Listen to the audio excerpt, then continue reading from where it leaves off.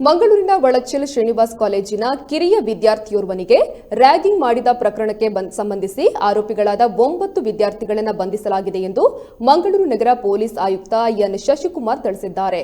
ಶ್ರೀನಿವಾಸ್ ಕಾಲೇಜಿನ ಮೊದಲ ವರ್ಷದ ಬಿ ಫಾರ್ಮ್ ಕಲಿಯುತ್ತಿದ್ದ ಕೇರಳ ಮೂಲದ ವಿದ್ಯಾರ್ಥಿ ರ್ಯಾಗಿಂಗ್ಗೆ ಒಳಗಾಗಿದ್ದು, ಇದೇ ಕಾಲೇಜಿನ ದ್ವಿತೀಯ ಹಾಗೂ ತೃತೀಯ ವರ್ಷದ ಬಿ ಫಾರ್ಮ್ ವಿದ್ಯಾರ್ಥಿಗಳು ರ್ಯಾಗಿಂಗ್ ನಡೆಸಿದ್ದಾರೆ. ಆರೋಪಿಗಳೆಲ್ಲರೂ ಕೇರಳ ಮೂಲದ ವಿದ್ಯಾರ್ಥಿಗಳೆಂದು ತಿಳಿದು ಬಂದಿದೆ. ಹಾಸ್ಟೆಲ್ ಕಡೆ ಹೋಗುತ್ತಿದ್ದ ಪ್ರಥಮ ವರ್ಷದ ವಿದ್ಯಾರ್ಥಿಯನ್ನ ಆರೋಪಿತ ವಿದ್ಯಾರ್ಥಿಗಳು ತಲೆಕೂದಲು ಹಾಗೂ ಮೀಸೆ ತೆಗೆದು ಬರುವಂತೆ ಗದರಿಸಿದ್ದಲ್ಲದೆ ಓರ್ವ ಕೆನ್ನೆಗೂ ಬಾರಿಸಿದ್ದಾನೆ.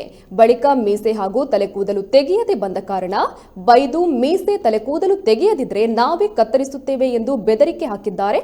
ಅಲ್ಲದೆ 4-5 ಸಲ ಇದೇ ರೀತಿಯಾಗಿ ವರ್ತನೆಯನ್ನ ತೋರಿಸಿದ್ದಾರೆ. ಈ ಬಗ್ಗೆ ಕಾಲೇಜು ಆಡಳಿತ ಮಂಡಳಿಗೆ ತಿಳಿಸಿದ್ರೂ ಯಾವುದೇ ಕ್ರಮ ಕೈಗೊಂಡಿಲ್ಲ. ರ್ಯಾಗಿಂಗ್ಗೆ ಒಳಗಾದ ವಿದ್ಯಾರ್ಥಿ ಪೊಲೀಸ್ ಮೊರೆ ಹೋಗಿದ್ದಾರೆ. ಈ ಹಿನ್ನೆಲೆಯಲ್ಲಿ ಮಂಗಳೂರು ಗ್ರಾಮಾಂತರ ಪೊಲೀಸ್ ಠಾಣೆಯಲ್ಲಿ ಪ್ರಕರಣ ದಾಖಲಾಗಿತ್ತು. ಇದೀಗ ಪೊಲೀಸರು ಆರೋಪಿಗಳನ್ನು ಬಂಧಿಸಿದ್ದಾರೆ.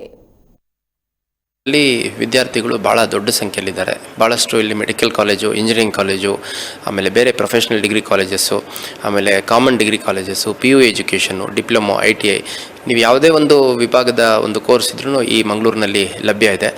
ರಾಜ್ಯ ಮತ್ತು ದೇಶ ವಿದೇಶದಿಂದ ಭಾಳಷ್ಟು ಜನ ಬಂದು ಇಲ್ಲಿ ವಿದ್ಯಾಭ್ಯಾಸವನ್ನು ಪಡ್ಕೋತಾ ಇದ್ದಾರೆ.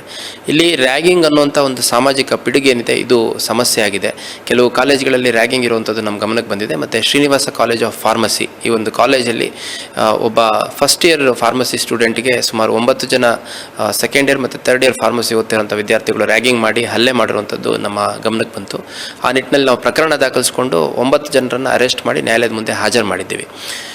ಅದೇ ರೀತಿ ಶೈಕ್ಷಣಿಕ ಸಂಸ್ಥೆಗಳನ್ನು ನಡೆಸ್ತಿರೋಂಥವ್ರು ಯಾರಿದ್ದಾರೆ ಅವರು ಕೂಡ ತಮ್ಮ ವಿದ್ಯಾರ್ಥಿಗಳನ್ನು ರಕ್ಷಣೆ ಮಾಡ್ಕೊಳ್ಳೋಂಥದ್ದು ನಿಮ್ಮ ಜವಾಬ್ದಾರಿ.